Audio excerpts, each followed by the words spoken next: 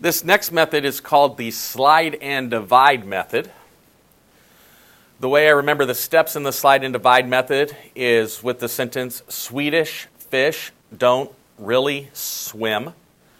The first letter each stands for something, and I'm going to go over what each of these steps mean when I get to them.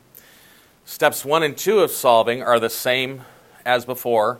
Pull out a greatest common factor or a negative if it appears in front of the first term. Then this replaces all the intermediate steps, and then we'll solve if applicable. So first thing I look for are greatest common factors or a negative number in front here. I don't have one. So now I'm going to do the slide and divide. So slide means take the first number, slide it to the end with a multiplication sign. So that my S step gives me x squared minus 9x plus 5. Step 2 stands for factor. I'm going to factor this like an 8.5 problem. Two numbers that multiply, except I didn't multiply. 5 times 4 is 20. Two numbers that multiply to 20 that add to negative 9 are x minus 5 times x minus 4. My divide step means I'm going to divide by my swing number. I swung a 4, so I'm going to divide everything in here by a 4. That's my D step. R stands for reduce. If I can reduce any of these fractions, I'm going to. So that gives me x minus 5 fourths, and negative 4 divided by 4 is 1. Negative 1. And then the last S step is we're going to take any fractions, denominators I have left, and swing it out in front. This S step you don't need to do if you are solving. I can solve directly from here. But to have it fully factored, I'm going to bring this 4 out in front. It gives me 4x minus 5 times x minus 1. I'm going to do the next example. Pull out a greatest common factor. There aren't any. Pull out a negative if there is one, and there is in front of the A term. So I have negative 5x squared minus 6x plus 1. Slide. So here's my S. Keep this negative along all the time.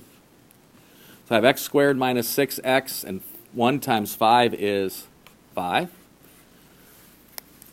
Fish is factor. Two numbers that multiply to 5 that add to negative 6. That would be minus 1 and minus 5. That is 5. Add those together, negative 6. Next step is divide by my swing number. That's my D step. R means reduce. That doesn't reduce. That one does reduce. Negative 5 over 5 is negative 1. And then S is swing it out front. Keep the negative. 5x minus 1 times x minus 1. And I'm done. Again, you can see there's less work to show. However, the first method, the factoring by grouping, once we get to cubics, that's the only method that you're going to have to be able to solve cubics. Factor out greatest common factor. 2. 4x squared minus 3x minus 7. There's no negative, so I'm good. Slide and divide method. Take the 4, bring it over here. That leaves me x squared minus 3x minus 28 equals 0. Factor. Two numbers that multiply to negative 28 that add to negative 3 are negative 7 and a positive 3. No, positive 4, sorry. Divide by the swing number. Reduce.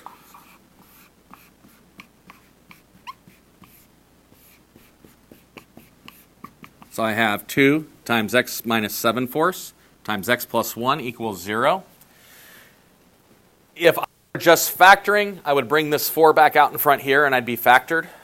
So I'd have 2 times 4x minus 7 times x plus 1 equals 0. If I'm solving, I can solve it directly from here. So when is 2 0? Never. When is x minus 7 fourths 0? When x is equal to 7 fourths. Just add the negative 7 fourths. And when is x minus 1 equal to 0? When x is equal to negative 1. Again, if you are solving, you don't have to go to this last step. But to write it fully factored, you do have to do the last step. So again, a lot less time to do it. This method only works for factoring quadratics. You need to take special care to factor out the greatest common factor or a negative in front of the a term, or it will not work. Notice the step of sliding. There is no legal mathematical operation for sliding. Okay, I could use like 3 pages to prove why this thing works, but there is no legal mathematical operation. This is just a trick or a shortcut to help you come up with your answer. And again, in the first video for section 8.6, that was factoring by grouping, and you're going to need to know that method once we start working with cubic polynomials and factoring those. There are no practice ones for this because it's the same practice as the 8.6 lecture.